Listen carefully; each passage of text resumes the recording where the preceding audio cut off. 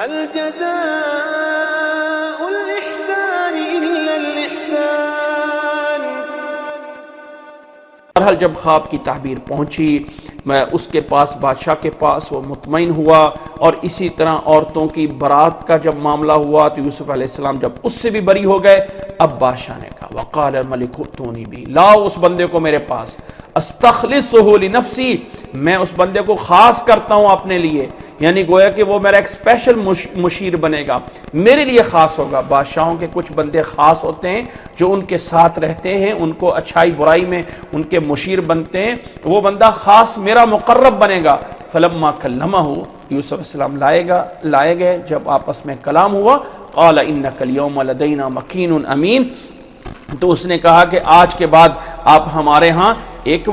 مکین، بڑے جو ہے وہ بڑے لوگوں میں سے ہوں گے، آپ ہمارے پاس جو ہے وہ آج عزت والے ہوں گے، اور آپ اعتماد امین اماندار سمجھے جائیں گے، آپ ہمارے ہاں ایک بڑے مقام والے ہیں، اور آپ ہمارے ہاں ایک مرتبے کے ساتھ ساتھ آپ بڑے امانت دار سمجھے جائیں گے۔ آپ گویا کہ اب حکومت میں ایک اچھے ذمہ دار اور اچھے مشیر کے طور پہ رہیں گے۔ اب یہاں پہ یوسف علیہ السلام نے کہا، اب یہاں پہ یوسف علیہ السلام نے جب پتہ چلا کہ بادشاہ اس پہ اعتماد کر رہا ہے، اور آگے یوسف علیہ السلام خواب کی تعبیر بتا چکے ہیں کہ 7 سال ایسے آنے والے ہیں اور جو کہ اچھے ہیں، لیکن اگلے 7 سال بڑے ہی ہونے ہیں۔ اور جیسے میں نے بتایا کہ مصر کی ایک جغرافی صورتحال ایسی تھی کہ اس مصر کے اوپر جو ہے وہ بہت بڑے علاقے کی آمدن کا انحصار مصر پہ موجود تھا، تو یوسف علیہ السلام نے اس کے پیش نظر کہا اجعلنی علی خزائن الارض، مجھے جو زمین کے خزانے ہیں، جو زمین کی پیداوار ہے، جو کہ وزیر خزانہ کہہ لیں یا اپنا جو ہے وہ جو زمین کے اراضی ہیں ان کا جو ہے وزیر کہہ دیں، اس کے اوپر مجھے ذمہ دار بنا دیں۔ اجعلنی علی خزائن الارض،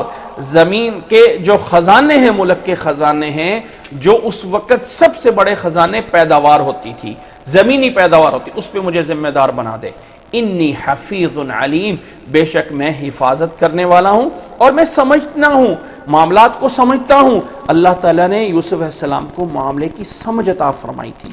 معاملے کو سمجھنا کیسے؟ کسی بھی جو تعویل الحدیث ہے اس کے یہ بھی معنی ہے کہ خوابوں کی تعبیر، لیکن اس کا دوسرا معاملہ یہ بھی ہے کہ بات کی تہ تک پہنچنا، معاملات کی تہ تک سمجھنا، کہ اللہ تعالیٰ نے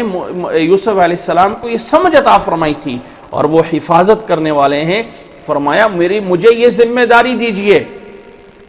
اللہ تعالیٰ نے فرمایا اس طرح کر کے وَكَذَلِكَ مَكَّنَّا لِيُوسُفَ فِي الْأَرْضِ، اس طرح کر کے ہم نے یوسف علیہ السلام کو اس زمین مصر میں اب ہم نے تمکین عطا فرمائی، یعنی جگہ عطا فرمائی، یوسف علیہ السلام کو قبضہ دیا، تمکن دیا۔ مکننا، ہم نے بات بڑی بیان کر کے ہم نے یوسف علیہ السلام کو جو ہے وہ پختہ قبضہ دیا زمین کے اوپر، یتبوأ منہا حیث یشاء، جہاں کہیں وہ گھر بنانا چاہے بنا لے، جہاں کہیں رہنا چاہے، جہاں پہ بھی وہ رہنا چاہے رہ لے، منہا حیث یشاء نصیب برحمتنا من نشاء۔ اللہ نے فرمایا یہ ہے ہمارا کمال کہ جسے چاہیں اپنی رحمت دیتے ہیں۔ ہم ایک کنویں سے اٹھا کے ایک بچے کو جا کے ایک بادشاہ کے گھر میں جگہ دے سکتے ہیں، اور ایک جیل کے قیدی کو اٹھا کے ملک کا وزیر خزانہ بنا سکتے ہیں۔ یہ اختیار ہمارے پاس موجود ہے۔ نصیب برحمتنا من نشاء، جسے چاہیں ہم اپنی رحمت دے سکتے ہیں۔ ولا نضيع اجر المحسنین، اور نیک لوگوں کے اجر کو کبھی ہم ضائع نہیں کرتے ہیں۔ نیک لوگوں کی محنت کو، نیک لوگوں کے اجر کو ہم کبھی جو ہے وہ ضائع نہیں کرتے ہیں۔ یہاں پہ ایک بات پچھلی آیت میں سمجھ لیجئے کہ ویسے یہ بتایا گیا ہے کہ انسان کو کوئی بھی عہدہ مانگنا نہیں چاہیے، کوئی بھی عہدہ مانگنا نہیں چاہیے کہ مجھے فلاں عہدہ دے دیا جائے، مجھے فلاں وزارت دے دی جائے، یہ جو ہے وہ مجھے فلاں مرتبہ دے دیا جائے، اس کو مانگنا جائز نہیں ہے۔ لیکن اگر انسان کو ایک ایسے حالات نظر آ رہے ہوں، ایک ایسا ماحول نظر آ رہا ہو کہ میں اگر اس کو نہیں سنبھالوں گا تو اس کے ضائع ہونے کا زیادہ اندیشہ ہے، تو وہاں جا کے انسان اپنے لیے عہدہ مانگ سکتا ہے۔ یوسف علیہ السلام کو اللہ تعالیٰ نے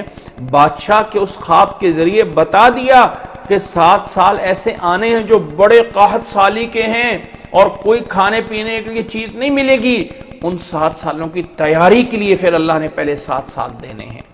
تیاری کے لیے 7 سال دینے ہیں، تو لازم ایک تیاری اچھی انداز میں کی جائے، اور یہ کوئی اچھا سمجھدار بندہ ہی کر سکتا ہے۔ تو یوسف علیہ السلام نے کہا یہ ذمہ داری مجھے دے دی جائے۔ تو یاد رکھ لیں کہ سرداری، حکومت، امارت، صدارت مانگی نہیں جاتی ہے، لیکن اگر کوئی ایسا ماحول بن رہا ہو جہاں جا کے ایک چیز ضائع ہو رہی ہو، وہاں پہ ایک مطالبہ کرنے میں کوئی حرج نہیں ہوتا، جس طرح کہ یوسف علیہ السلام نے اس حکومت یا عہدے کو مانگ لیا تھا۔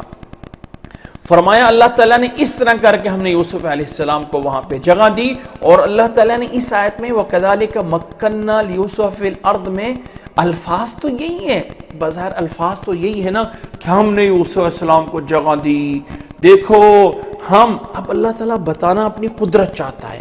اللہ تعالیٰ بتانا اپنی قدرت چاہتا ہے کہ دیکھو ایک قیدی کو ہم نے وزیر خزانہ بنا دیا، ایک جو ہے فروخت ہونے والے بچے کو ہم نے کیا سے کیا بنا دیا۔ اللہ تعالیٰ اصل یہ خبر دینا چاہتا ہے کہ ہم ہیں یہ سب کچھ کرنے والے، ہمارے پاس یہ اختیارات موجود ہوتے ہیں۔ اللہ تعالیٰ نے فرمایا وَلَا نُضِعُ أَجْرَ الْمُحْسِنِينَ وَلَا نُضِعُ أَجْرَ الْمُحْسِنِينَ، اور نیک لوگوں کے اجر کو ہم کبھی اس طرح کر کے ضائع نہیں کرتے ہیں۔ آگے اللہ تعالیٰ نے فرمایا وَلَأَجْرُ الْآخِرَةِ خَيْرٌ لِلَّذِينَ آمَنُوا وَكَانُوا يَتَّقُونَ۔ لوگو یہ تو دنیا کا صلہ ہے، یہ تو دنیا میں ہم نے یوسف علیہ السلام کو اتنا کچھ ادا کر دیا، جبکہ آخرت میں جو دینا ہے وہ اس سے بھی کہیں آگے ہے، اس سے بھی کہیں بڑا ہے۔ وَلَأَجْرُ الْآخِرَةِ خَيْرٌ لِلَّذِينَ آمَنُوا، ایمان والوں کے لیے وہ بڑی چیز ہوتا ہے، آخرت کا اجر ایمان والوں کے لیے بڑی چیز ہوتا ہے، جو لوگ ایمان لائے وَكَانُوا يَتَّقُونَ، اور وہ لوگ تقوی اختیار رکھتے ہیں، اور وہ لوگ رب سے ڈرنے والے ہوں۔